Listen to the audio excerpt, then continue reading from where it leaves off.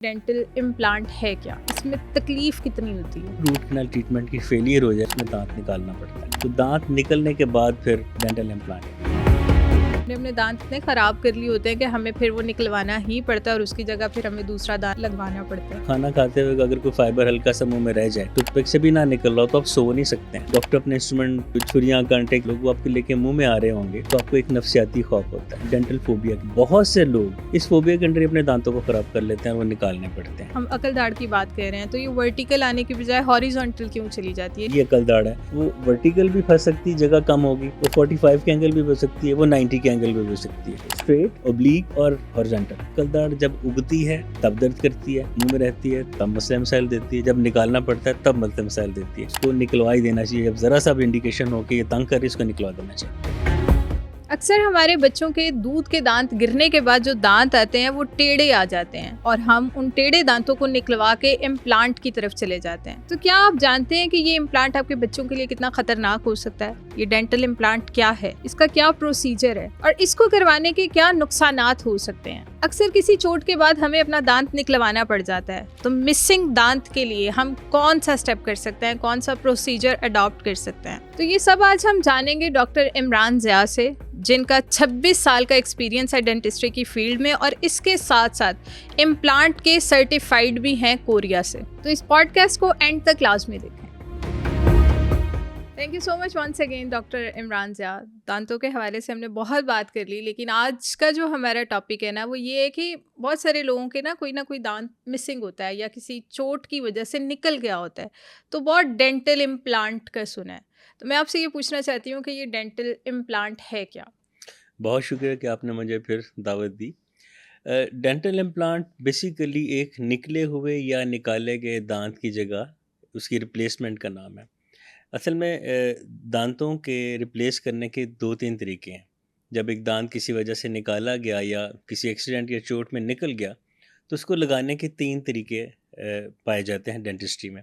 पहला होता है डेंचर्स, पार्शियल डेंचर्स, वो जो कभी उतार लिया, कभी लगा लिया, जब दिल चाहा उतार के साफ़ करके फिर लगा लिया, इसको हम कहते हैं डेंचर। एक होता है ब्रिज। ब्रिज क्या होता है कि अगर कोई दांत निकला हुआ है तो उसके साथ के जो दांत हैं 2, लाइक ये दांत हैं, ये निकल गया तो इस दांत के ऊपर और इस दांत के ऊपर ग्राइंड करके कैप चढ़ाया जाता है, जिसको कैपिंग की क्राउन कहते हैं। उनके साथ ही जुड़ा होता है वो तीसरा दांत जो कि मिसिंग होता है, इसको डेंटल ब्रिज कहते हैं। अब इन दोनों तरीकों में थोड़े से ड्रॉबैक्स ये हैं कि पार्शियल डेंचर जो मैंने पहले बताया उसका बार बार चढ़ाना उतारना वो थोड़ा सा पेशेंट के लिए हेक्टिक हो जाता है। ब्रिज में होता है कि एक नया दांत लगाने के लिए साथ के 2 हेल्दी दांतों को ग्राइंड करके उनको कुछ ना कुछ वीक करना पड़ता है। इन सब चीज़ों को देखते हुए डेंटल इम्प्लांट का एक कॉन्सेप्ट था जो कि प्रैक्टिकल हो गया। वो क्या होता है कि जिस जगह पे दांत निकला होता है उसी को हम सुन करके उसको एनेस्थीसिया दे के जॉ की बोन में, जबड़े की हड्डी में एक स्पाइरल सा एक टाइटेनियम या सिरेमिक का एक डिवाइस लगा देते हैं या कोई प्रोडक्ट लगा देते हैं जिसको डेंटल इम्प्लांट कहते हैं। ये मुस्तकिल होता है, ब्रिज उतर सकता है, डेंचर उतरता है, इम्प्लांट नहीं उतरता, वो फिक्स होता है जैसे कि कुदरती दांत। अच्छा, तो इसमें क्या आप करते हैं कि वो जो आप स्क्रू कह रहे हैं कि आप वो लगा देते हैं, उसके बाद दांत ऑटोमेटिकली आपके जबड़े से निकलना स्टार्ट हो जाता है? नहीं, इम्प्लांट के बेसिकली 3 हिस्से होते हैं। पहला होता है फिक्सचर जो कि टाइटेनियम या सिरेमिक का होता है। वो हम जबड़े की हड्डी में उसको सिक्रू इन करके जैसे एक पेज को टाइट टाइट कर देते हैं। ठीक है। अच्छा, ये और फिर उसके अंदर वो एक सिलेंडर होता है बेसिकली, उसके अंदर भी कुछ स्पाइरल्स या थ्रेड्स होते हैं। जब हम इम्प्लांट लगाते हैं तो उसके कुछ अरसे बाद जब हम एक मखसूस पीरियड होता है जिसमें जबड़े की हड्डी उसको अच्छी तरह ग्रिप कर लेती है, फिर हम उस इम्प्लांट का जो फिक्सचर लगाया हुआ है उसके अंदर एक अबटमेंट लगाते हैं। एक वो भी एक पेज की तरह उसके अंदर फिट होता है। फिर उस अबटमेंट को हम एक ग्राइंडेड दांत तस्वर करते हैं, जैसे कि एक टूटे हुए दांत के ऊपर क्राउन चढ़ाने के लिए हम उसको ग्राइंड करते हैं ना, फिर उसका इम्प्रेशन लेते हैं। हम इसी तरह उस अबटमेंट का इम्प्रेशन लेते हैं या उसका साइज़ लेते हैं, हम ज़ुबान में कह लें। वो लेबॉर्ट्री में चला जाता है, हमारी डेंटल लेबॉर्ट्री में, वहाँ से उसके ऊपर क्राउन बन के आ जाता है। तो अब ये हुआ कि पहले हमने फिक्सचर लगाया, फिक्सचर के ऊपर अबटमेंट लगाई, अबटमेंट के ऊपर क्राउन लग गया, तो वो दांत इस तरह से एक बन जाता है कि आपके खाने पीने का और हंसने खेलने का, बोलने का सामान पैदा हो जाता है। तो अच्छा, ये जो आपने पहले बताया कि डेंचर और इम्प्लांट, अब इसमें चलें ठीक है, वो तो हम उतार देते हैं, लगा देते हैं। अब इसमें और उसमें फ़र्क क्या होता है, इम्प्लांट में और डेंचर में? मतलब क्या वो दोनों सेम किस्म के ही दांत होते हैं? होते तो दाँत ही हैं, काम भी वही है कि खाया जाता है, उनसे चबाया जाता है, ये बोलने में आपको आसानी होती है। लेकिन डेंचर में ये है कि वो रिमूवेबल है, उतारा जा सकता है या खुद ब खुद उतर जाता है या कुछ अरसे के बाद वो लूज़ हो जाता है। क्योंकि आपने रोज़ाना अगर उतार के साफ़ करके फिर लगाना है, तो वियर टियर होते-होते वो लूज़ हो जाता है, फिर दोबारा बनाना पड़ता है। फिर बाज़-औक़ात ये होता है कि अगर कहीं पेशेंट को गिरा है या ज़ोर से छींक आई है या खाँसी आई है, तो उसमें भी वो उसके उतरने के चांसेस होते हैं। या बाज़-औक़ात आप कोई ऐसी चीज़ खा रहे हैं जो कि चिपकने वाली है, स्टिकी चीज़ है, तो उसके साथ भी डेंचर के उतरने के चांसेस होते हैं। जबकि इम्प्लांट तो चूँकि जबड़े की बोन में लगा हुआ है, हड्डी में लगा हुआ है, वो फिक्स्ड है, उसने हुँ। कहीं नहीं जाना। तो उसके इम्प्लांट के फ़ायदे डेंचर की निस्बत कहीं ज़्यादा हैं। चलें, आपने फ़ायदे की बात की तो मुझे बता दें इम्प्लांट के फ़ायदे क्या-क्या हैं और इसके नुकसान क्या हैं? सबसे बड़ा फ़ायदा तो इम्प्लांट का ये है कि इसके लगाने के लिए साथ के 2 दाँतों को ग्राइंड नहीं किया जाना हुँ। पड़ता और वो जो हेल्दी दाँत हैं, वो उनको वीक नहीं किया जाने की ज़रूरत पड़ती। क्योंकि जहाँ पे दाँत मिसिंग है, वहीं पे हमने बोन में ड्रिल करके इम्प्लांट कर दिया। इसका सबसे बड़ा फ़ायदा तो ये है। इसका दूसरा बड़ा फ़ायदा ये है कि इसके साथ जो अगली कॉम्प्लिकेशंस है, लाइक डेंचर अगर हम लगाते हैं, उसमें और ब्रिज में जो निकले हुए दाँत की जगह साथ वाले जो नेबरिंग दाँत है, जो हमसाया दाँत है, उनके वीक होने का खतरा होता है। हुँ। डेंचर में बार-बार लगाया, चढ़ाया, उतारा, वियर एंड टियर हुआ। ब्रिज में आपने वैसे ही ग्राइंड कर दिया, तो फिर कुछ अरसे बाद वहाँ पे खाना-वाना फँसने के चांसेस होना शुरू हो जाते हैं, क्योंकि 2 दाँतों के बीच में माइक्रो गैप आना शुरू हो जाता है। चाहे वो फ्रैक्शन ऑफ मिलीमीटर में हो, लेकिन बार-बार जब करते हैं तो फिर वो फ्रैक्शन ऑफ मिलीमीटर बढ़ते-बढ़ते मिलीमीटर में कन्वर्ट होती है। हुँ। जब इतना गैप आता है तो फिर जब भी पेशेंट गोश्त खाता है या रोटी खाता है, तो उसके ग्राइंडेड पार्टिकल्स वहाँ फँसना शुरू हो जाते हैं। इम्प्लांट में ये सब ड्रॉबैक्स नहीं है। हुँ। 99% केसेस में इम्प्लांट बहुत ही फ़ायदेमंद साबित हुआ। अभी तक हमें इसके कोई नुकसानात को ख़ास सामने नज़र नहीं आए। ठीक है, आपने बताया कि डेंटल इम्प्लांट के नुकसान तो कोई नहीं है, फ़ायदे ही हैं, तो मुझे ये भी बता दें कि इसका बजट कितना आता है? डेंटल इम्प्लांट का जो बजट है ये वेरी करता है कि वो कहाँ का बना हुआ है, किस ठीक मुल्क है। का बना हुआ है। जर्मनी एक पायनियर समझा जाता है इम्प्लांट को। जर्मनी के इम्प्लांट काफ़ी महँगे हैं, लेकिन अब दूसरे मुल्कों के भी वो काफ़ी महँगे होने शुरू हो गए हैं। उसकी वजह ये है कि इसमें जिद्दत आ रही है, इसमें क्वालिटीज़ बेहतर हैं, इसमें उसके जो साइड इफ़ेक्ट्स हैं वो बेहतर हैं। तो आम तौर पे ये इम्प्लांट थोड़ा-सा महँगा ही है, ब्रिज या डेंचर की निस्बत। ठीक है, ठीक है। तो मतलब अगर किसी ने लगवाना हो तो मिनिमम या मैक्सिमम वो कहाँ तक जा सकता है? अ, ये 35-40 हज़ार से लेके कोई ढाई पौने 3 लाख तक के इम्प्लांट्स अवेलेबल हैं। ठीक है। तो और ये अगर कोई डेंचर और ब्रिज की तरफ जाना चाहे तो? वो सस्ते हैं, उसमें तो काफ़ी अफोर्डेबिलिटी, लेकिन अब ब्रिज में भी जिद्दतें बहुत आ गईं। हुँ। पहले हम पोर्सिलेन का लगाते थे, यानी कि मेटालिक बेस्ड फ्रेम के ऊपर सिरेमिक होता था। अब पूरे सिरेमिक्स के भी आ गए हैं, तो वो महँगे हैं, तो हुँ। फिर कोई ख़ास फ़र्क रह नहीं जाता। हुँ, होता ये हुँ। है कि ब्रिज लगाने के लिए हमने 1 दाँत के साथ 2 दाँतों को ग्राइंड करते हैं, तो 3 यूनिट काउंट होते हैं। हुँ। तो पर यूनिट कॉस्ट अगर देखा जाए तो वो एक दाँत को अगर 3 से ज़रब देंगे तो ऑलमोस्ट वो 1 इम्प्लांट के बराबर ही जा पहुँचती है। तो हुँ। अब ज़्यादातर हमारे जो पेशेंट्स हैं वो प्रेफ़र कर रहे हैं कि वो डेंटल इम्प्लांट लगवाएँ। ये जो आपने डेंटल इम्प्लांट बता रहे हैं, ठीक है, इसमें बजट भी आप बता रहे हैं और ये फ़ायदेमंद भी है। तो मुझे ये बताएँ कि ये क्या हर एज ग्रुप के लिए मतलब डेंटल इम्प्लांट ही आप सजेस्ट करते हैं? बिल्कुल। अ, 18 साल से पहले यूजुअली हम लोग नहीं लगाते, क्योंकि वो यंग एज होती है, उसमें बोन इतनी मैच्योर नहीं होती। तो ठीक है। 18 साल से पहले नहीं लगाया जाता। ये इसकी लोअर लिमिट है। इसकी अपर लिमिट कोई नहीं है।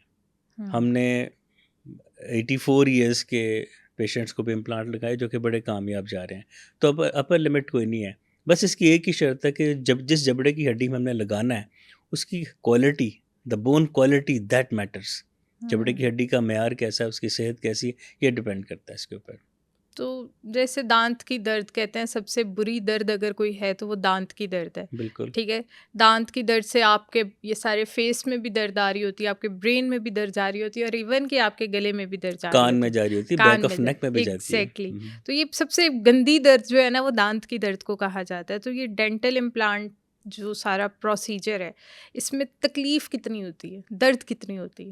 ये सबसे ज़्यादा जो पूछा जाने वाला जो क्वेश्चन है ना, कॉस्ट से भी पहले, वो दर्द का ही है। इसमें कोई दर्द नहीं है। जैसे हम रूट कैनाल ट्रीटमेंट करते हैं या हम जब दाँत निकालने के लिए हम जो लोकल एनेस्थीसिया लगाते हैं, जो उसी जगह को सुन्न करता है, ये उसी एनेस्थीसिया में किया जाता है। दूसरे कुछ मुल्कों में तो बेहोश करके करते हैं, लेकिन हम जब से कर रहे हैं और जब से हमने देखा, जो हमारा जो कोर्स जो हमने जिसमें ये एक्सपर्टीज़ ली थी, लोकल एनेस्थीसिया उतनी जगह को सुन करके करते हैं और इसमें कोई तकलीफ़ नहीं है। जस्ट एक हम्म। नॉर्मल प्रोसीजर है। तो जब एनेस्थीसिया का असर खत्म होता है उसके बाद भी दर्द नहीं होता? अगर हमने जो दवाइयाँ लिख के दी और पेशेंट लेता है, जिसमें कुछ एंटीबायोटिक्स होती हैं, कुछ एंटी इन्फ्लेमेटरी और कुछ पेन किलर्स, अगर मरीज़ वो लेता रहेगा तो दर्द नहीं होगी। और हम्म। वैसे अक्सरियत को दर्द होती नहीं है। अच्छा, यानी जब उसका असर खत्म भी होता है उसके बाद भी दर्द नहीं नहीं होते? होती, दर्द नहीं होती। Wow, amazing. ये क्योंकि मैं एक मैसेज देना चाहूँगा कि इम्प्लांट के नाम से खौफ़ज़दा होने की ज़रूरत नहीं है। इम्प्लांट बड़ा सेफ़, बड़ा इकोनॉमिकल कुछ कह लें, लेकिन बड़ा एक ऑथेंटिकेटेड वे है एक मिसिंग दाँत को रिप्लेस करने का। वाह! अच्छा, जैसे आपने बात की कि चोट लगने से या एक्सीडेंट में दाँत निकल जाता है आपका, तो उस वजह से तो हमें इम्प्लांट की ज़रूरत पड़ती है।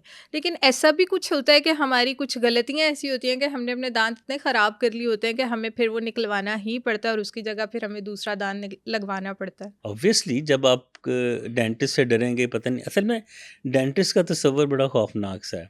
मुंह इतना इंतहाई एक हसास एक हिस्सा हमारे जिस्म का, कि इसमें आप कुछ भी आप करते हैं तो आपको बहुत डर लगता है। मिसाल के तौर पे इसकी हसासियत का अंदाज़ा बताऊं, खाना खाते हुए अगर कोई फाइबर हल्का सा मुंह में रह जाए और वो डेंटल फ्लॉस से, टूथपिक से भी ना निकल रहा हो, तो आप सो नहीं सकते हैं। नहीं सो सकते। कुजाइए कि डॉक्टर अपने इंस्ट्रूमेंट, वो जो छुरियाँ कांटे कहते हैं आमतौर पे लोग, वो आपके लेके मुंह में आ रहे होंगे, तो आपको एक नफसियाती खौफ होता है। बहुत से लोग डॉक्टर के पास जाने के खौफ, इसको हम डेंटल फोबिया कहते हैं। हुँ। इस फोबिया के अंदर ही अपने दांतों को ख़राब कर लेते हैं और वो निकालने पड़ते हैं।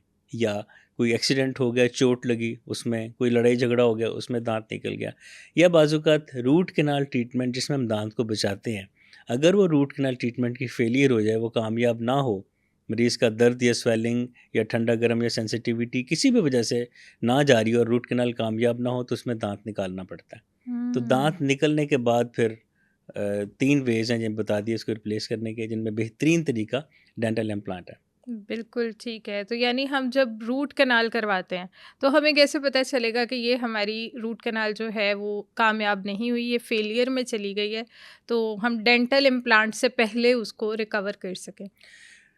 रूट कैनाल का बेसिक मकसद होता है, आम ज़ुबान में उसको कहते हैं दांत को डेड करना, कि दांत की जो हम ब्लड सप्लाई, नर्व सप्लाई, उसको हम ख़त्म कर देते हैं, दांत डेड हो जाता है। उसका जिस्म से ताल्लुक सिर्फ ये होता है कि उसको जबड़े की हड्डी ने पकड़ा हुआ है। ठीक है। उसका न्यूट्रिशन बंद होगी, उसका कोई जिस्म से कोई ताल्लुक नहीं है, वो सिर्फ खाना चबाने के काम आता है और कुछ साल रहता है, 8-10 साल, या कुछ लोगों में 10-12 साल चलता है, उसके बाद वो निकालना ही पड़ता है। लेकिन ये तो मैंने बहुत लंबा टाइम बता दिया। कुछ लोगों की रूट कैनाल उनकी अपनी सुस्ती की वजह से, कि डॉक्टर की हिदायत पे अमल नहीं किया, दवाइयाँ सही तरीके से नहीं खाई, या जब तक डॉक्टर ने उस साइड से खाना चबाने से मना किया तो उससे पहले उस दांत से खाना चबाना शुरू कर दिया, या और भी कोई वजह हो सकती है कि डॉक्टर की तरफ से भी कोई गलती हो सकती है, क्योंकि डॉक्टर फरिश्ते तो नहीं होते ना। बाज़ औक़ात ऐसा होता है कि रूट्स ऐसी कर्व्ड होती हैं, टेढ़ी होती हैं, कि उसमें से प्रॉपरली आप उसकी पल्प को रिमूव नहीं कर पाता डेंटिस्ट जो है, हुँ। तो उसमें फिर रूट कैनाल फेल हो जाती है। तो आइदर द रीज़न इज़, अगर दांत निकालना पड़ता है तो उसके बाद फिर ये रिप्लेसमेंट का एक बेहतरीन तरीका है ये। वाओ! अच्छा, आपने मुझे बताया कि रूट कैनाल में आप ये करते हैं कि वो दाँत को बेसिकली डेड कर देते हैं। जी। तो हमें रूट कैनाल भी किस एज में करवानी चाहिए? लाइक आइडियल एज क्या होनी चाहिए कि अब ये प्रॉब्लम कर रहा है, अब जाके हम रूट कैनाल करवा लें? रूट कैनाल तो दूध के दांतों से भी शुरू हो जाती है। अच्छा। दूध के दांतों की रूट कैनाल भी होती है, फिर जब वो गिर जाते हैं तो परमानेंट दांतों की तो वैसे ही बड़ी अच्छे तरीके से हो जाती है। तो रूट कैनाल की कोई एज नहीं है। हुँ। अगर हम चाहते हैं कि हमारे दांत सही तरीके से मुँह में रहें, या हम आपको बताऊँ बात, जो दूध के दांत हैं ना, वो जब गिरते हैं तो परमानेंट दांतों के लिए वो स्पेस मेंटेनर का काम करते हैं। यानी कि जिस जगह पे परमानेंट दांत ने आना है उसके पहले ऊपर दूध का दांत होता है। जब परमानेंट दांत आना शुरू होता है, वो उसको डीरूट करता है प्रेशर से, दूध का दांत गिर जाता है, परमानेंट दांत ऊपर आ जाता है। अगर हम दूध के दांत वक्त से पहले निकलवा देंगे तो परमानेंट दांत टेढ़े मेढ़े होने के बड़े ब्राइटर चांसेस हैं। हुँ। तो दूध के दांतों को कभी फॉर ग्रांटेड ना लें, और कभी ना कहें कि जी हाँ जी ख़राब हो गया, इन्हू कढ़ा दो। अच्छा। हाँ, इलाजे धंधा अखराजे धंधा नहीं है। ठीक है ना? पहले यही मशहूर था। सही, कि सही, सही। दर्द हुआ तो निकलवा दें। मैं तो ऐसे मरीज़ों से मैं ये पूछता हूँ जी, अगर आपकी आँख में दर्द होगा तो क्या करेंगे? हुँ। निकलवाएँगे या इलाज कराएँगे? तो वहाँ पे लोग कन्विंस हो जाते हैं जिन्होंने होना होता है। तो दूध के दांतों को भी नहीं निकलवाना चाहिए। रूट कैनाल दूध के दांतों की भी होती है और परमानेंट दांतों की भी होती मेरा सवाल ये है कि जैसे आप बता रहे हैं कि आप उस रूट कैनाल जो करते हैं, उसमें दाँत को डेड करते हैं, तो ये हमारे लिए नुकसानदेह नहीं होता? है। बिल्कुल भी नहीं है। अगर डेड करने के बाद आपका दाँत 8-10 साल आप और उसे एन्जॉय कर लेते हैं, तो बेहतर नहीं है कि एट द स्पॉट दाँत निकलवाने की बजाय आपने कुछ साल और उसको इस्तेमाल कर लिया, ठीक है हुँ। ना? और फिर 8-10 साल के बाद इम्प्लांट ही आपका। हाँ, नहीं ये ज़रूरी नहीं कि 8-10 साल बाद ही हो, वो उसकी दोबारा रूट कैनाल भी हो सकती है, जिसको हम री-एंडो ट्रीटमेंट कहते हैं। ठीक एक है। बार रूट कैनाल की अगर उसमें कुछ सालों बाद दर्द हुआ, उसको दोबारा किया जा सकता है। लेकिन ज़रूरी नहीं कि दोबारा की गई रूट कैनाल कामयाब हो। हुँ, हो हुँ। सकता है वो निकालना पड़े, तो फिर ठीक है। हम बाकी तरीके इस्तेमाल करते हैं। अच्छा, इसमें और कौन-कौन से ऐसे प्रोसीजर्स हैं जिसकी वजह से हम अपने दाँतों को महफूज़ रख सकते हैं? जैसे आपने रूट कैनाल बता रहे हैं और स्केलिंग होता है, कुछ इस तरह के कौन से मज़ीद प्रोसीजर्स हैं जो हमें पता होने चाहिए और हम ख़्याल रखें कि अगर ये चीज़ें हमें अपने दाँतों में महसूस हो रही हैं, तो हमने डेंटिस्ट के पास जाके ये प्रोसीजर करवाना है? मैं अपने हर प्रोग्राम में ये बताता हूँ कि साल में 2 दफ़ा या 1 दफ़ा डेंटिस्ट के पास ज़रूर जाएँ, चाहे आपके दाँतों को कुछ भी नहीं है। अब क्या उसमें होता है, कई दफ़ा आपकी ब्रशिंग टेक्नीक सही नहीं होती। या तो कुछ लोग ब्रश करते ही नहीं, या करते हैं तो बहुत ज़ालिमाना तरीके से, यूँ ज़ोर-ज़ोर सुबह उनके वॉशरूम से उबकाइयों की आवाज़ आ रही है, इतनी ज़ोर से करते हैं। तो जहाँ ब्रश ना करना नुकसानदेह है, वहाँ ब्रश ज़्यादा सख्ती से करना और गलत तरीके से करना भी नुकसानदेह है। आप जब साल में 1 या 2 दफ़ा डेंटिस्ट के पास जाते हैं, तो आपको बता देता है, हाँ जी, आपको इस वक़्त इस चीज़ की ज़रूरत है, जिससे आपके दाँत की ज़िंदगी बढ़ सकती है। हुँ। इस तरह बाज़-औक़ात क्या होता है कि दाँत चिप ऑफ हो जाते हैं, जिसको आम ज़बान में भुर जाना कहते हैं। वो होता कैसे है? नेल बाइटिंग, पेन हुँ। से चबाना काम करते हुए, या कोई पार्सल आया तो आपने उसके पेन को दाँत से खोला, दाँत को दाँत नहीं एज़ अ टूल यूज़ किया, या कहीं गिरे हैं, या सोते में दाँत पीसते हैं, नाइट ग्राइंडिंग जिसको कहते हैं। इन तमाम चीज़ों से दाँत डैमेज होते हैं। हुँ। पान छालिया खाना, सबसे हुँ। ज़रूरी बात, जो छालिया जो कि एक पत्थर चबाने के बराबर है। अब जब वो खाते हैं तो अपने दाँतों को नुकसान पहुँचाते हैं। अगर दाँत चिप ऑफ नहीं भी होते तो उनमें वर्टिकल क्रैक्स पड़ जाते हैं, जिससे दाँत की एक इंटीग्रिटी, उसकी जो एक मज़बूती है वो शक में पड़ जाती है, डाउट में आ जाती है। वो प जब क्रैक पड़ा होगा तो टूट भी सकता है, और वो टूट जाता है। हुँ। तो ऐसी तमाम चीज़ें जो कि गैर फ़ितरी हैं, उसके इस्तेमाल से बचें, पान छाले से बचें, दाँतों के साथ नेल बाइटिंग से बचें, रात को दाँत पीसने से अपने आप को रोकें। एक अलहदा टॉपिक है, इसका अलहदा ट्रीटमेंट है, हम नाइट गार्ड बना के देते हैं ताकि दाँत आपस में घिसे ना।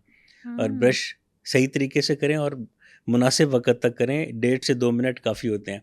15-15 मिनट तक ब्रश लेके घुसे रहना और गलत तरीके से रगड़ते रहना, ये भी नुकसानदेह है।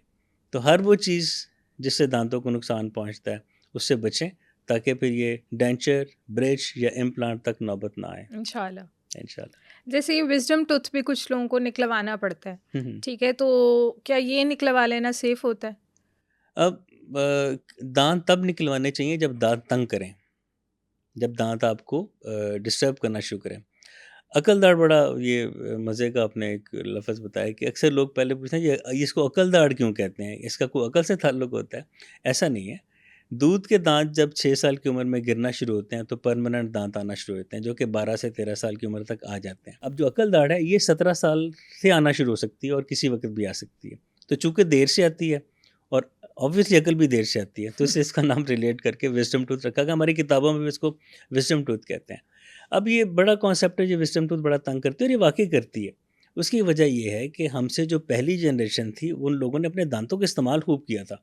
वो गन्ने खाते थे, वो मकई चबाते थे, वो कच्ची चीज़ें खाते थे, उनके जबड़ों की एक्सरसाइज़ रहती थी, उनके जबड़े फुली डेवलप्ड होते थे। उनकी तीसरी दाढ़ कहते हैं अकल दाढ़ को हम। तीसरी उनके मुँह में चौथी दाढ़ की जगह भी है। उसके बाद हम लोगों की जनरेशन आई और जो हमसे आगे वाले हैं, जो हमारे बाद आ रहे हैं, वो जूसेस पे हैं, वो हुँ। शवारमा पे हैं, वो ब्रेड पे हैं, वो सैंडविचेस पे हैं, जिसमें कि दांतों की एक्सरसाइज ही कुछ नहीं होगी तो उसको डेवलपमेंटल स्टिमुलस नहीं मिलेगा, जबड़े छोटे रह जाते हैं। अब दांत तो पूरे निकलने हैं। अब एक कमरे में 5 लोगों की जगह है, वहाँ 8 लोग आएँगे तो फिर तितर-बितर होना पड़ेगा, तरतीब ख़राब होगी। तो अकल दाढ़ फिर थोड़ी-सी टेढ़ी हो जाती है। जब अकल दाढ़ टेढ़ी होती तो एक तो होती सबसे पीछे, ब्रश नहीं जाता, उसकी सफाई करना मुमकिन नहीं होती, या अच्छे तरीके से सफाई नहीं हो सकती। फूड पार्टिकल्स वहाँ पे रहते हैं और वो वहाँ पे आपके गम्स भी सूजे रहते हैं, आपके खाना फंसता है, आपके दांत में भी कैविटी हो जाती है, वो फिर दर्द करना शुरू करती है। अब चूँकि वो बहुत पीछे है, तो फिर डेंटिस्ट को उसको निकालने में भी मसला पेश आता है। हो हुँ। जाता है लेकिन इट इट टेक्स टाइम, और इसमें थोड़ी-सी तकलीफ़ भी होती है। तो अकल दाढ़ जब उगती है, अब जनरेशन में चूँकि जबड़े में जगह कम है, तब दर्द करती है, मुँह में रहती है तब मसले-मसाइल देती है, जब निकालना पड़ता है तब मसले-मसाइल देती है। तो विज़डम टूथ बेसिकली उसको निकलवा ही देना चाहिए, जब ज़रा-सा भी इंडिकेशन हो कि ये तंग कर रही है, इसको निकलवा देना चाहिए। अच्छा, यानी अगर आपको ज़रा-सा फ़ील हो रहा है कि इन जगहों पे आपको दर्द हो रही है किसी दाँत की वजह से, तो आप ज़रूर डेंटिस्ट के पास जाएँ और देख लें कि अगर वो अकल दाढ़ी है तो उसे निकलवा दें फ़ौरन। बिल्कुल, क्योंकि वक़्त के साथ-साथ फिर होता है कि ऐज ऐज के साथ-साथ स्टैमिना भी कम होता है तकलीफ़ लेने का, और वो हड्डी भी मज़बूत होती है, निकालना थोड़ा मुश्किल हो जाता है। तो ये 2 तरीक़ों से निकलती है, नॉन सर्जिकली यानी कि सुन की और निकाल दी, जैसे बाकी दाँत निकाले जाते हैं, और एक सर्जिकली जिसमें हमें फिर गम भी थोड़ा-सा कट देना पड़ता है, फिर उसके सराउंडिंग बोन को भी थोड़ा-सा हमें उड़ाना पड़ता है। फिर बाज़ औक़ात उस दाँत के अकल दाढ़ के 2-3 हिस्से करते हैं, एक हर एक हिस्से को उठाते हैं, फिर बोन बराबर करके स्टिच लगाते हैं। तो ये फिर हुँ। थोड़ा प्रोसेस लंबा होता है। मैं ये डरिएगा मत जो मैं बता रहा हूँ, ये सारा पेनलेस है। ये मैं डेंटिस्ट के लिए बता रहा हूँ कि करना मुश्किल होता है, और उसके हुँ। बाद ज़ाहिर-सी बात है थोड़ा बहुत तो पेशेंट के लिए भी उसको मैनेज करना मुश्किल है, पोस्ट ऑपरेटिवली यानी कि निकलवाने के बाद। बिल्कुल ठीक है। अच्छा, ये जैसे आपने बताया कि हमारे जबड़े छोटे रह जाते हैं, तो मैंने एक सिनेरियो ऐसे देखा था कि मेरी बहन है, मेरी कज़िन है, उसने ऐसे ब्रेसेस लगवा लिए थे अपने दाँत पीछे करने के लिए ना। हुँ, तो हुँ। जब उसने अपने दाँत पीछे किए तो उसकी ये चीज़ जो है वो ज़रा छोटी हो गई, उसका वो जो सारा अंदर वाला पोर्शन था वो छोटा हो गया और उसके दाँत काफ़ी पीछे चले गए। लेकिन जब उसकी अकल दाढ़ निकली, वो वर्टिकल निकलने की बजाय वो हॉरिज़ॉन्टल निकली। हुँ, हुँ। और अब वो जो हॉरिज़ॉन्टल निकली तो वो उसको तंग कर रही है बहुत ज़्यादा तंग कर रही है। अब उसको निकलवानी पड़ी, वो बिल अपनी जो विज़डम टूथ था वो उसको निकलवाना पड़ा, और वो तो बहुत पेनफुल था जो मैंने देखा। ऑपरेशन के दौरान पेन नहीं हुई, लेकिन जैसे ही वो एनेस्थीसिया का असर ख़त्म हुआ, तो उसके बाद तो वो बर्दाश्त ही नहीं हो रही थी पेन। उससे 2-3 दिन उसका मुँह नहीं खुल सका, मुँह बिल्कुल बंद करके उसने जो है मैनेज किया। हुँ। असल में जो ब्रेसेस में डॉक्टर जो कर रहे होते हैं ऑर्थोडोंटिस्ट, वो बड़ी एहतियात से उसका काम करते हैं। तो दाँतों का बहुत पीछे जाना, ये आपको कोई मेरा ख़्याल है कोई मिसअंडरस्टैंडिंग हुई होगी, दाँत बहुत पीछे नहीं जा सकते। एक लिमिट होती है जिसमें दाँत पीछे जा सकते हैं, और जो डेंटिस्ट या ऑर्थोडोंटिस्ट ब्रेसेस लगा रहे होते हैं, वो तो फ्रैक्शन ऑफ मिलीमीटर्स में मेजरमेंट हो रही होती है, और बड़े हुँ। कंप्यूटराइज़्ड पैटर्न्स होते हैं, और बड़ी एहतियात से किया जाता है। आम तौर पे ब्रेसेस के बाद दाँतों का गड़बड़ होना, इसमें यूजुअली बल्कि मैं कहूँगा अक्सरियती तौर पे मरीज़ की तरफ से गलती होती है। हुँ। क्योंकि जब ऑर्थोडोंटिक ट्रीटमेंट या ब्रेसेस के साथ दाँत सीधे करने का प्रोसेस चल रहा होता है, उसमें बड़े मुनासिब और बड़े रेगुलर वक़्फ़ों के साथ डॉक्टर को दिखाना पड़ता है। चाहे वो ब्रेसेस लगाई हों, चाहे वो लाइनर्स लगाए हों। महीने में 1 दफ़ा या महीने में 2 दफ़ा, या जब-जब डेंटिस्ट बुलाए जाना पड़ता है। इसमें हुँ। जहाँ विज़िट में इरेगुलरिटी आएगी, वहाँ पे अनवांटेड चेंजेज़ आएँगी मुँह में। हुँ। और ये कभी भी कोई भी ऑर्थोडोंटिस्ट अपने पेशेंट को जानबूझ के दांतों की तरतीब को ख़राब नहीं कर सकता। यहाँ मैं करेक्ट करूँगा आपको। नहीं, बिल्कुल ठीक है, आप हुँ, सही कह रहे हैं, लेकिन हुँ। मैं तो एज़ अ आप ये लेमैन देख है लें ना कि आपको, हाँ, ऑब्ज़र्वर के ऑब्ज़र्व बात था। कह रही हूँ हुँ, कि भई हुँ, मैं उसने देखा ब्रेसिस के बाद हुँ, उसके हुँ। दाँत तो पीछे चले गए, लेकिन उसके दाँतों के और तरह के और भी। मसाइल स्टार्ट हो गए। हुँ, हुँ। तो बस ये पूछना चाह रही हूँ कि ब्रेसिस के बाद भी किसी किस्म का कोई प्रॉब्लम आता है आपके मुँह के अंदर के? दाँत तो चले जाते हैं पीछे, दाँत तो ठीक हो जाते हैं हुँ, आपके, हुँ। लेकिन बाद में इन फ्यूचर कोई प्रॉब्लम्स फेस करने पड़ सकते हैं? बिल्कुल, एक पेशेंट है जिसने दाँत दिन में कम से कम 3 से 4 दफ़ा इस्तेमाल करने हैं, तो जो चीज़ इस्तेमाल होगी, वो ख़राब भी होगी। हुँ, ठीक है हुँ, ना? अब हुँ। गाड़ी चलाते हैं, कभी उसका मैकेनिकल फ़ॉल्ट आता है, कभी उसके टायर्स ख़राब होते हैं। तो जो चीज़ यूज़ होगी, वो उसका कोई ना कोई डिटेरियोरेशन उसमें आएगी। बिल्कुल ठीक है। अच्छा, मुझे ये बताएँ कि ये जो हम अकल दाढ़ की बात कर रहे हैं, तो ये वर्टिकल आने की बजाय हॉरिज़ॉन्टल क्यों चली जाती है? इसकी क्या रीज़न होती है? उसकी वजह यही है कि चूँकि जबड़े में जगह कम है ना, तो वो हुँ। जैसे ये दाढ़ें हैं, ये कल दाढ़ है, वो वर्टिकल भी फँस सकती है, जगह कम होगी, वो 45 के एंगल भी हो सकती है, वो 90 के एंगल में भी हो सकती है। हुँ। यानी कि स्ट्रेट, ऑब्लिक और हॉरिज़ॉन्टल, हुँ। कोई भी पोज़ीशन ले सकती है। ये डिपेंड करता है कि वो कितनी क़ुव्वत से उग उग रही है, और उसके अंदर आपकी बोन को बोन ने उसको कितना उसको रोका हुआ है। हुँ। सीधी है, ऐसे है 45 पे या 90 डिग्री पे। हुँ, हुँ, ये हुँ। डिपेंड करता है मुख्तलिफ़ जगहों पे। यानी अगर 90 डिग्री पे आया तो बस फिर तो कोई चांस ही नहीं है, फिर तो निकलेगी बाहर। ये वर्टिकल भी हो तो निकलवा देनी चाहिए, क्योंकि ये कान तक इसकी दर जाती है जब ये ख़राब होती है, क्योंकि इसकी सफाई प्रॉपर नहीं पॉसिबल होती। तो सेकंड लास्ट और इस लास्ट टूथ के दरमियान में कैविटी बनती है, उसको मैनेज करना डेंटिस्ट के लिए भी काफ़ी मुश्किल होता है, क्योंकि वहाँ तक हमारे हाथों और इंस्ट्रूमेंट की अप्रोच ही बहुत मुश्किल होती है। मुंह जब खुलता है तो सामने जगह ज़्यादा होती है, फिर पीछे जगह कम होती जाती है, फिर हमने देखना, इंस्ट्रूमेंट रखना, हमारे हाथ भी जाने हैं, तो थोड़ा सा काम मसला दे देता है। निकलवाने के अलावा कोई हल नहीं है इसका? नहीं, यानी ये अगर कोई ना निकलवाना चाह रहा हो तो उसका क्या हल है? वो फिर बर्दाश्त करे। वो कैसे सफाई कैसे कर सकता है अपनी अकल दाढ़ की? ये डॉक्टर के पास ये जाएँ और वो आपकी स्केलिंग कर देंगे, डीप क्लींजिंग कर देंगे, गम ट्रीटमेंट कर देंगे। अगर अकल दाढ़ के ऊपर कोई गम ऐसा आया हुआ है कि वहाँ पे खाना फँसा है, उस गम को रिमूव कर देंगे। तो कुछ तरीके ऐसे हैं जिससे बचा जा सकता है, लेकिन जब निकलवानी है तो फिर निकलवानी पड़ती है। अच्छा, तो ये जो आपने बताया कि क्लीनलीनेस के लिए आप बार-बार डेंटिस्ट को अप्रोच करें और वो जाके जो भी प्रोसीजर्स आप बता रहे हैं वो करवाएँ। तो ये कितने टाइम के बाद आपको जाके करवा लेने चाहिए? जो आलमी इदारा सेहत है WHO, वो तो हर 6 माह के बाद कहता है, साल में 2 दफ़ा। हुँ। लेकिन हमारे लोग तो ज़िंदगी में शायद 2 दफ़ा कुछ लोग जाने के आदी हैं डेंटिस्ट के। तो कम से कम साल में 1 दफ़ा लाज़मी जाना चाहिए। उसमें ठीक क्या है। होता है कि छोटी-मोटी गड़बड़ जल्दी पकड़ी जाती है। उसमें 2-3 फ़ायदे होते हैं, चक्कर कम लगते हैं, हुँ। तकलीफ़ कम होती है और पैसे कम लगते हैं। अच्छा डॉक्टर साहब, हमने डेंटल इम्प्लांट की जैसे बात की, हमने अकल दाढ़ की बात की, तो मुझे ये बताएं कि डेंटल इम्प्लांट किन लोगों के नहीं हो सकते? मतलब कौन से ऐसे लोग हैं जिनके आप डेंटल इम्प्लांट को प्रेफर ही नहीं करते, आप कहते हैं नहीं ये तो नहीं हो सकता?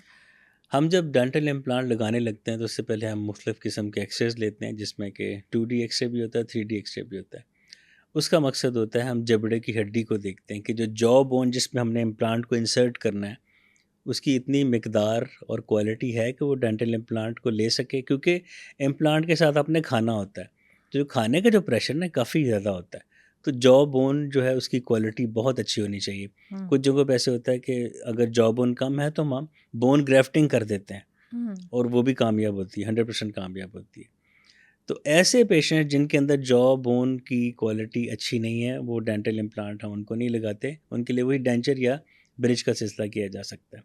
और सेकंड, स्मोकर्स के लिए एक बैड न्यूज़ है।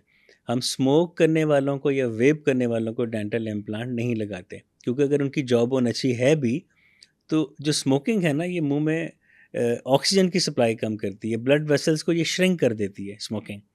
उससे क्या होता है कि जो बोन की ब्लड सप्लाई है प्रॉपर नहीं हो पाती। जब बोन कम होगी और उसकी इंटेग्रिटी सही नहीं रहेगी तो डेंटल इम्प्लांट फेल हो जाएगा। इसके हुँ। अलावा कुछ ऐसी बीमारियां ऐसी हैं, अगर वो हैं अनकंट्रोल्ड, डायबिटीज़ है जैसे, शुगर और वो कंट्रोल नहीं हो रही है, तो अनकंट्रोल्ड शुगर में भी बोन की क्वालिटी कॉम्प्रोमाइज़ होती है, वहाँ पे डेंटल इम्प्लांट फेल हो जाता है। हुँ। तो ये 2-3 चीज़ें हैं जिसमें कि हम इम्प्लांट नहीं लगाते हैं। अच्छा, ऐसा भी होता है कि डेंटल इम्प्लांट आपने किया हो और वो फेलियर की तरफ चला गया, तो वो उन फेलियर्स की क्या रीज़न होती है? उसकी वजह ये है कि पेशेंट की पहले जॉ बोन अगर सही डेवलप ना हो रही हो, वो एक वजह हो सकती है। हम उसमें ये करते हैं कि हम पेशेंट को इम्प्लांट लगाने के बाद विटामिन डी और कैल्शियम की सप्लीमेंटेशन दे देते हैं। हुँ। अब इम्प्लांट फेल होने की और बड़ी वजह भी हो सकती है। इसमें सबसे पहली बात होती है इन्फेक्शन। इम्प्लांट के बाद इन्फेक्शन का होना। इन्फेक्शन क्यों होती है कि हमने जो एंटीबायोटिक्स वगैरह लिख के दी होती हैं, पेशेंट उनके इस्तेमाल करने से घबराता है बाज़ औक़ात, या नहीं खाता। या हुँ। खाता है जी मेरा पेट ख़राब हो गया, तो ऐसी सूरत में डेंटिस्ट को इन्फॉर्म करना चाहिए जी कि हमने आपने जो दवाई दी थी सही हुआ था, हमें बदल दी दें। हम उनको फिर वो मेडिसिन बदल देते हैं। एक पहली बात इन्फेक्शन। दूसरा क्या होता है कि पुअर ओरल हाइजीन, हुँ। दांतों की, अपने मुंह की सफाई ना रखना, गम ब्लीडिंग होना, मुसलसल गम ब्लीडिंग और मुसलसल दांतों पे टार्टर या कैलकुलस का जमे रहना, ये इम्प्लांट को फेल करता है। तो इम्प्लांट लगवाने के बाद वही जो रूटीन, कोई ख़ास नहीं, जैसे आप रूटीन में साल में 1 या 2 दफ़ा डेंटिस्ट के पास जाते हैं, अपने गम्स को साफ़ करवाते हैं, कैलकुलस या टार्टर जमा हुआ हो उसको साफ़ करवाते हैं, और अगर गम ब्लीड कर रहे हैं उस ब्लीडिंग का इलाज कराते हैं। अगर ये सब चीज़ें मेंटेन हो नहीं रही तो फिर डेंटल इम्प्लांट फेल हो जाता है। यानी कि वो हुँ। इम्प्लांट हिलता है और फिर वो जिस हमने हड्डी में लगाया था उससे बाहर गिर पड़ता है। वाओ! अच्छा, मुझे ये बताएँ कि डेंटल इम्प्लांट से पहले की क्या एहतियात करनी चाहिए? मतलब लेट्स सपोज़ अगर अल्लाह ना करे मैं इम्प्लांट करवाने आई हूँ, ठीक है? तो मुझे उससे पहले क्या-क्या चीज़ें अपनी जो है ना वो ठीक करके आना है आपके पास? और उसके बाद मुझे खाने-पीने में और किस तरह मैं एहतियात कर सकती हूँ कि अब जो है ना ये सेफ़ रहे, अब ये दोबारा इसको कोई प्रॉब्लम ना हो? ओरल हाइजीन को मेंटेन करना है, ठीक वक़्त है। पे ब्रश करना है, रात सोने से पहले ब्रश करना है, मीठी चीज़ें खाएँ तो उसके बाद ब्रश करना है। उसके बाद जब इम्प्लांट की जब बारी आती है, तब हम पहले उसमें विटामिन डी का एक टेस्ट लेते हैं कि उसमें डी लेवल कितना है, कैल्शियम का लेते हैं टेस्ट, ब्लीडिंग क्लॉटिंग टाइम लेते हैं, कुछ और हेपेटाइटिस वगैरह के टेस्ट करवाते हैं कि ऐसा इश्यू तो नहीं है जो कि बाद में इम्प्लांट की फेलियर का बायस बने। उसके बाद हम एक और बड़ी वजह यह है कि खाने पीने में पेशेंट एहतियात नहीं करते इम्प्लांट लगवाने के बाद। इम्प्लांट लगवाने के 24 घंटे तक सॉलिड तो बिल्कुल नहीं, सेमी सॉलिड वो भी नहीं, बहुत नरम या लिक्विड चीज़ें लेनी चाहिए। जब 24 घंटे गुजर जाएं तो आप खिचड़ी और दलिया वगैरह पे आ सकते हैं। उसके बाद चूँकि हमने स्टिच लगाए होते हैं तो स्टिच लगाने के बाद स्टिच खुलने के जितने दिन लगते हैं, हफ्ता, 8 दिन या 10 दिन, तब तक इम्प्लांट वाली जगह से कुछ नहीं खाना होता। अगर आप वहाँ पे खाएंगे ज़ख़म ख़राब होगा, एंटीबायोटिक्स भी उसमें असर नहीं करेंगी, फूड पार्टिकल्स जाएंगे, हमारे थूक के जरासीम अंदर जाएंगे, वो इम्प्लांट के उस जगह पे इन्फेक्शन का वजह बनेंगे और infection leads to the failure. वो यूजुअली इन्फेक्शन से इम्प्लांट फेल हो जाता है। तो खाने पीने में बहुत एहतियात करनी होती है, एंटीबायोटिक्स लेनी होती, एंटी इन्फ्लेमेटरी जो सोजिश की ख़िलाफ़ हम दवाएं देते हैं वो लेनी होती हैं, मुंह की सफाई रखनी होती है। इसका बेहतरीन तरीका ये है कि आप सॉल्ट वाटर की कुल्लियाँ कर सकते हैं। ठीक है। अगर आपको लगता है कि जो ज़ख़म वाली जगह है वो तंग कर रही है या वहाँ पे कुछ मसला हो रहा है, तो आप हल्का सा नमक तो 1 गिलास पानी में डाल के, नॉर्मल टैप वाटर, गर्म ठंडा नहीं करना उसको, उससे आप सॉल्ट वाटर से कुल्लियाँ कर सकते हैं। दवाइयाँ वक्त पे खा सकते हैं, खाने पीने में एहतियात कर सकते हैं, तो फिर आपका इम्प्लांट इंशाल्लाह बहुत अच्छा जाता है। तो जैसे दांत का कोई भी इशू हुआ और जब हम ठीक करवा के आते हैं तो डेंटिस्ट कहते हैं आप जाके आइसक्रीम खाएं, तो क्या इन 10 दिन में भी वो पेशेंट बस आइसक्रीम खाता रहे या शेक्स पीता रहे? नहीं, हम हर दफ़ा नहीं कहते आइसक्रीम का ये हम दांत निकलवाने के बाद कहते हैं, कोई आपका वैसे दिल चाह रहा तो खा लीजिएगा, लेकिन जब दांत निकालते हैं ना हम, तो उसके बाद हम आधे पौने घंटे के बाद हम कहते हैं कि आइसक्रीम खा लें। उससे होता क्या बेसिकली, आइसक्रीम से ठंडक से ज़ख़म सिकुड़ता है, ठीक है, तो वो उस आइसक्रीम की ठंडक से ज़ख़म सिकुड़ता है, फिर पेशेंट का भी ज़रा दिल बहल जाता है कि कुछ गया। दूसरी बात, उसमें जो कंटेंट होते हैं उससे आपका जो ग्लूकोज़ लेवल है थोड़ा-सा वो पूरा हो जाता है, क्योंकि हम जो सुन्न करने का टीका लगाते हैं उसमें थोड़ा-सा ग्लूकोज़ लेवल गिरने के चांसेस होते हैं, ज़रूरी नहीं है। तो आइसक्रीम खाने से वो मीठे का कंटेंट भी पूरा हो गया थोड़ा-सा, और ठंडक से ज़ख़म के सिकुड़ने का भी हो गया। लेकिन डायबिटिक्स को नहीं हम कहते, उनके लिए या तो शुगर फ्री आइसक्रीम हो, और अगर नहीं है तो ठंडे पानी से गुज़ारा करें। ठीक, आइसक्रीम सिर्फ दाँत निकालने पे दी जाती है। तो यानी दांत लगाने पे नहीं देंगे आप? नहीं इम्प्लांट में नहीं देंगे? नहीं, हम दे देंगे लेकिन उसकी ज़रूरत नहीं है। अच्छा, अच्छा, सही हाँ है। जी। तो अच्छा, जैसे आप बता रहे हैं कि खाने-पीने में हम एहतियात करें, एंटीबायोटिक्स हम प्रॉपर टाइम पे लें और उस साइड से ना खाया जाए जिस साइड पे इम्प्लांट आपने किया है। मुनासिब अरसे तक। तो ये जो है वो कामयाबी की तरफ चला जाएगा, बिल्कुल। फिर फेलियर का कोई चांस नहीं इंशाल्लाह रहता। नहीं, इंशाल्लाह नहीं। ठीक है। इसके अलावा इम्प्लांट में कोई ऐसी एहतियात है जो पेशेंट को करनी चाहिए खाने-पीने के अलावा, या इसके अलावा किसी भी किस्म की कोई एहतियात जो उसने करनी है कि भी इसके साथ वाले दांत ना ख़राब हो जाए? या ऐसा होता है कि इस वाले दांत को छेड़ा है तो कोई साथ वालों पे कोई इन्फेक्शन ना आ जाए या कुछ इस तरह का असर ना हो जाए उन पे?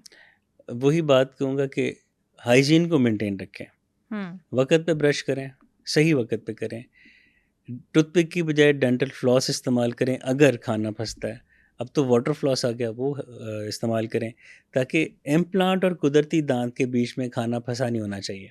अगर अच्छा। खाना फंसेगा तो 2 दांतों के बीच की जो बोन है, इंटरडेंटल बोन, वो वीक होगी, जो कि इम्प्लांट फेलियर की तरफ जाएगी बात। और जो सबसे अहम बात, चूँकि इम्प्लांट थोड़ा महंगा होता है, तो कभी ये मत समझिए कि आप उससे आप हर काम ले सकते हैं, कि आप उससे पिन्ने भी खोल रहे हैं, आप उससे बादाम भी तोड़ रहे हैं, आप अखरोट भी तोड़ रहे हैं, उसके लिए एक हथौड़ी खरीद लें। लेकिन इम्प्लांट लगवाने के बाद इसका मतलब ये बिल्कुल नहीं है कि वो बहुत मजबूती आपके जबड़े में आ गई है वो मसनूई। जो अल्लाह ताला का दिया गया दांत है वो सबसे बेहतर है। अगर वो टूट सकता है गैर फितरी चीज़ों से, तो इम्प्लांट भी टूट सकता है।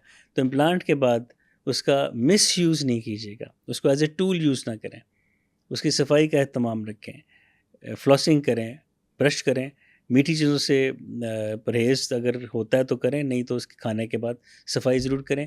ये बिल्कुल आप उसको नेचुरल दांत की तरह लें, कुछ उसमें ख़ास करने की ज़रूरत नहीं है और कुछ गैर ज़रूरी करने की ज़रूरत नहीं है इसमें। तो कितने टाइम तक वहाँ पे पेन रहती है कि फ़ील होता है कि यहाँ पे कुछ हमने फेक लगाया हुआ? पेन तो अब तक हम जो करते हैं आजकल, हमें तो कोई कंप्लेंट का, हाँ, कुछ पेशेंट में होता है कि उनको 1 आध दिन बाद हल्की सी स्वेलिंग आती है, वो नेचुरल है। अब जब भी एक कुदरती सिस्टम में इंटरवीन करेंगे, मुदाखलत करेंगे, तो उसका जिस्म 2-3 तरह में रिएक्शन देता है। ब्लीडिंग, स्वेलिंग या पेन, ये तीनों चीज़ें देखने में आती हैं। लेकिन ये ऐसी नहीं है कि इनसे डर के तो ये काम करवाया ना जाए, ये मैनेजेबल है। दवाइयाँ लें, एहतियाती तदाबीर करें तो ये कुछ भी नहीं है। मतलब मैं बता रहा हूँ कि हमारे 99% पेशेंट्स बड़े मुतमईन हैं डेंटल इम्प्लांट से, किसी डेंटिस्ट के भी। तो जैसे आम तौर पे हमारे गम में अक्सर ब्लीडिंग हो जाती है ब्रश करते वक्त, तो अगर आपने जहाँ पे इम्प्लांट किया है वहाँ से ब्लीड आउट होना स्टार्ट हो जाए तो क्या ये ख़तरनाक हो सकता है?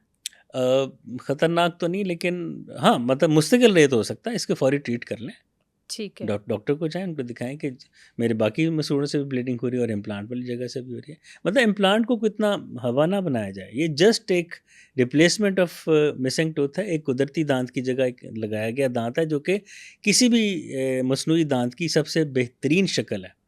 तो इसके साथ खुश हों, टेंशन ना लें। अच्छा, तो इसमें इन्फेक्शन जब होता है तो पेशेंट को किस तरह फील होता है कि हाँ भी अब इधर जो है ना इन्फेक्शन हो गया? जैसे आपने बताया कि इन्फेक्शन फेलियर का बाइस बनता है, तो वो इन्फेक्शन किस तरह का होता है कि हमें खुद से पता चल जाए कि अब ये प्रॉब्लम कर रहा है, अब हमने डेंटिस्ट पे जाना है? इम्प्लांट के अराउंड जो मसूड़ा अगर वो आपको लगे कि बहुत सुर्ख हो रहा है, तो ये इन्फ्लेमेशन की अलामत है, जो कि बाद में इन्फेक्शन में बदल जाता है। स्वेलिंग आएगी वहाँ पे, पेन हो सकता है, ब्लीडिंग हो सकती है, खाना चबाने पे मसला हो सकता है, लेटने पे दर्द हो सकता है। लेकिन ये बहुत रेयर होता है, लेकिन हो सकता है। इसको हम आउट ऑफ पॉसिबिलिटी नहीं कह सकते। तो अगर ये चीज़ें हो तो हमें फ़ौरन डेंटिस्ट पे जाना इमीडिएटली चाहिए। अपॉइंटमेंट और लें, अगर हम ब्रश करें। स्टार्टिंग में इस इन्फेक्शन को पकड़ लें तो फिर ये हमारा इम्प्लांट तो बच सकता है ना? बिल्कुल, आप इम्प्लांट लगवाने के बाद जैसे ही घर जाएँ तो डॉक्टर के नुस्खे को बस फॉलो करें, उसने जो लिखा हुआ है। 3 दिन, 5 दिन, 6 दिन, हफ्ता, जितनी दवाइयाँ दी वो लें। जो सप्लीमेंटेशन हमने दी होती है विटामिन डी और कैल्शियम की, वो लें।